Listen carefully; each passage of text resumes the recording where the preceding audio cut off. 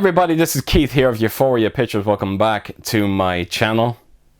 Right folks, so for this video I'm going to be unboxing and reviewing the 4K picture for my latest pickup that I got for The Blob. And as you can see, it comes in this rather beautiful looking Steelbook edition.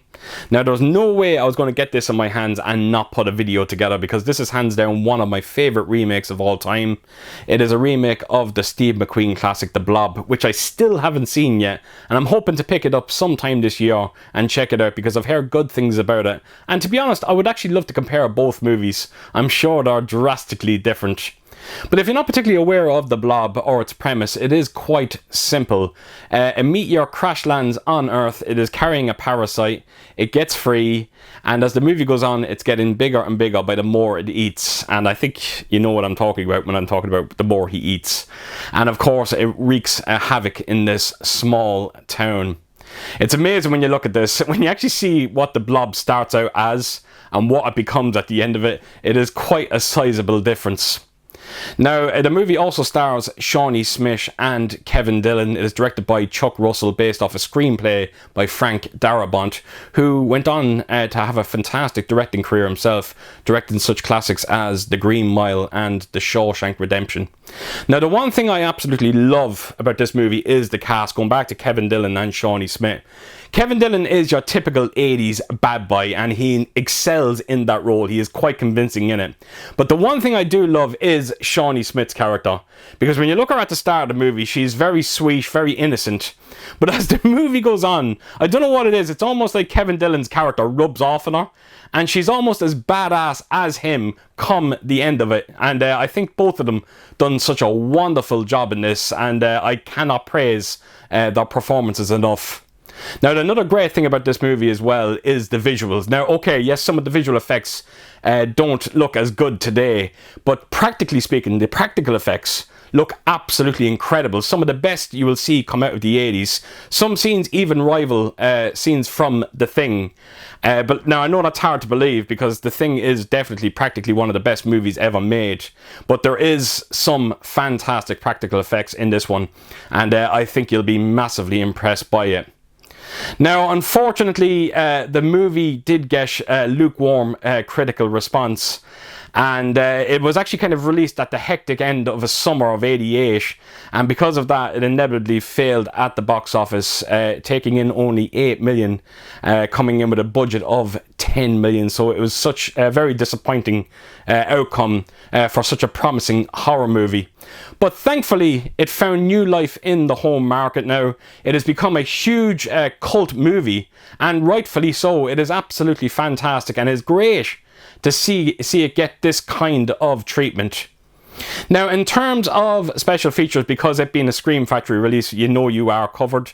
There is, I think there's around 3 audio commentaries. There is countless interviews in there as well. Quite a lot to go through, and I think die-hard fans will be very impressed by what you see here.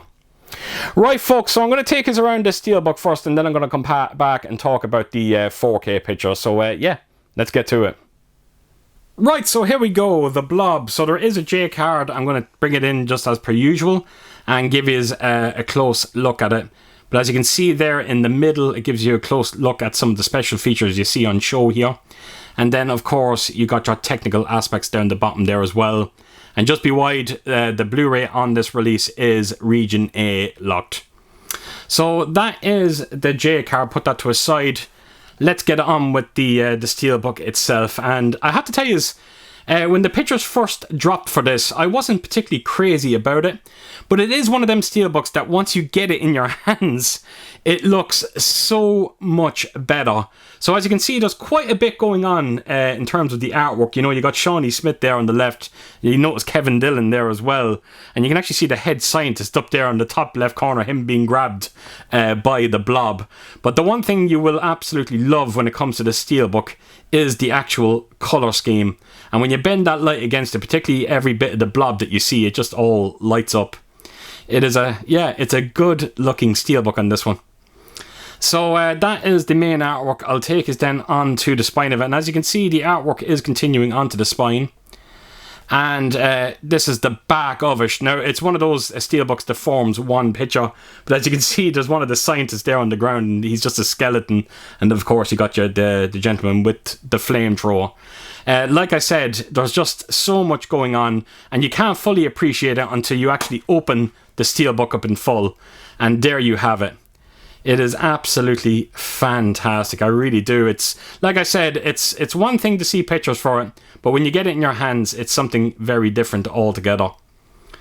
So that is the main artwork on the steelbook. So I'm going to turn it around to the inside, and the first thing you are greeted to is your 4K disc. And then you've also got your Blu-ray disc, if I can get it out. There we go. Different disc art on each disc as well, which is always good to see. And that is the inside of the steelbook. As you can see, it's a scene from the sewer. So there you have it, folks. That is the Steelbook of the Blob, and it really is a beautiful looking release. Right, so on to the 4K transfer. So yeah, this is a good looking 4K disc.